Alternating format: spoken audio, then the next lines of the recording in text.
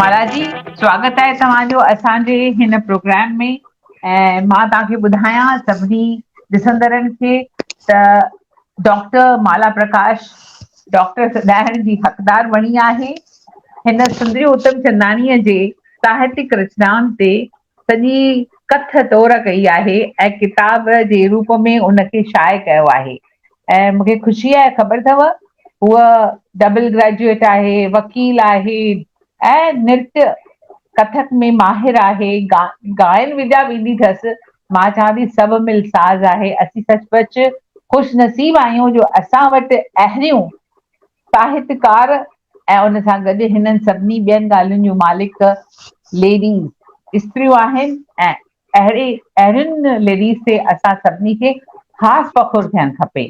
ऐं मां तव्हांखे इहो ॿुधाईंदसि त जॾहिं माला भेण सां मुलाक़ात थी, अफकोर्स काफ़ी वक़्तु हुनखे लॻो इहा पंहिंजी डॉक्टरेट पूरी करण में, पर अॼु हुननि जो इहो किताब असां सिंधीअ में सिंधी लिपीअ में शाये कयो आहे। एंड माला जी ॻाल्हाईंदा इन बाबति बि, पर मां तव्हांखे ज़रूरु हिनजी कहाणी त थोरी में ॿुधायां त माला जी जॾहिं इहो किताब लिखियो पंहिंजो माना प्रिंट कयो पंहिंजी हिन थीसिस ते जेको हिननि ठाही आहे, त इहा जेका थीसिस हिननि लिखी उहा देवनागरीअ में शाये कई। ऐं जॾहिं देवनागरी में आई त मूंखे नंद छुगाणीअ ख़ासि फ़ोन करे चयो, आशा तो ही ॾिठो आहे किताब? मूं चयसि हा मूंखे ख़बर आहे। त चई तोखे इहो ख़्यालु नथो थिए त इहो किताब जेकर सिंध में हुनजा पढ़ंदड़ हूंदा, सुंदरीअ जा पढ़ंदड़ घणे में घणा सिंध में, ऐं उहे भला कीअं पढ़ंदा पोइ? इहा ॻाल्हि त सुठी न थींदी। त मूं चयोमांसि ठीकु आहे। पोइ मूं माला भेण सां ॻाल्हि कई। मूं चयोमांसि तूं इहो सिंधीअ में बि छपाए। त चई आशा जी मां छपायां छो न, पर मुंहिंजो त सिंधी लिपि त अहिड़ी ईंदी माहिर आहियां ई कान, तंहिंजे करे प्रूफ रीडिंग केरु कंदो? इहो कीअं थींदो? ॾाढो ॾुखियो कमु थी पवंदो। ऐं पोइ आख़िर हिते हुते भिटकी कीअं बि करे नेठि जॾहिं मूंखे साथ मिलियो नंद छुगाणी साहिब हिकिड़े भाउ जो, मनु चावला जो ॾसु ॾिनो ऐं उन सॼो ट्रांसलिट्रिएट कयो आहे ऐं ही पाण सिंधी यूनिकोड में विधो अथई। मुंहिंजी रुॻो इहा ई तक़ाज़ा हुई त असांजो समूरो साहित्य असांखे सिंधीअ में जेको हाणे छपिजे थो उहो यूनिकोड में थियणु खपे, छाकाणि जो यूनिकोड में अॻिते हली करे असीं पंहिंजो सिंधी लिपीअ खे अंग्रेज़ी रोमन में बि ट्रांसलिट्रेट करे सघंदासीं, देवनागरीअ में बि करे सघंदासीं। त इन ख़्याल खां मां ॾाढी कोशिशि में हुअसि ऐं इहो मूंखे माण्हू मिलियो आहे मनु चावला। मां सभिनी खे रिकमेंड कंदसि तव्हां बि हुन वटि पंहिंजी इहा का बि घुर हुजे त करे हुन सां मिली सघो था ऐं पंहिंजो को बि कमु सिंधी लिपीअ में करे सघो था। हू त माहिर आहे, हू त देवनागरी बि कंदो आहे, पर मां रुॻो सिंधी लिपीअ जी ॻाल्हि पई कयां, छो हिन लाइ इहा ॻाल्हि ख़ासि थी चवां। हाणे माला कैलाश जी, तव्हां पंहिंजी हिन जेका तव्हां सफ़र कयो, जेको तव्हांजो काफ़ी हेठि मथां रहियो टाइम, उन बाबति थोरे में 2-3 मिंटनि में असांजे दर्शकनि खे ॿुधाईंदा। जय झूलेलाल। जय झूलेलाल। मूंखे ॾाढी ख़ुशी ऐं फ़ख्र जी ॻाल्हि आहे मुंहिंजे लाइ जो मूं सिंधी साहित्य जी रोशन मीनार, इंद्रधनुषी ऐं घणकुंडी शख़्सियत जी मालिक सुंदरी उतमचंदाणी, जंहिं पंहिंजी लेखनीअ जे ज़रिए अनमोल माणिक मोती ॾेई असांजी सिंधी संस्कृति ऐं सिंधियत खे मालामाल कयो आहे। मूं जॾहिं इहो विषय चुनियो, जॾहिं मूं सुंदरी उतमचंदाणी जे बारे में ॼाण हासिल कई त मां वाइड़ी थी वियसि त सिंधीअ में अहिड़ियूं बि महान लेखिकाऊं आहिनि जिन ते घणो कुझु लिखी थो सघिजे ऐं जिन जे बारे में असांखे ॼाण कोन हुई।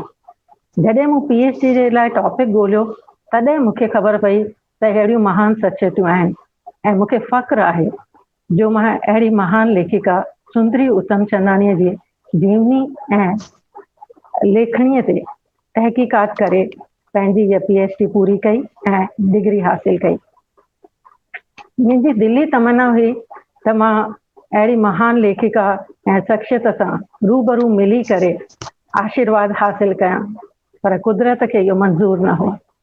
पर वरी बि हिकु तसली आहे त मूं हिन महान लेखिका ते अभ्यास कयो, तहक़ीक़ात कई, खोज ख़बर कई ऐं पंहिंजो मक़ालो तयारु कयो। इन में जेको बि मूं पंहिंजो महसूसु कयो ऐं जेको बि विरायो आहे उहो पूरी सच्चाई ऐं ईमानदारीअ सां पंहिंजे मकाले में पेश कयो आहे। इहो मकालो सिंधी देवनागरी में पहिरीं बि शाया किताब जे रूप में थी चुको आहे।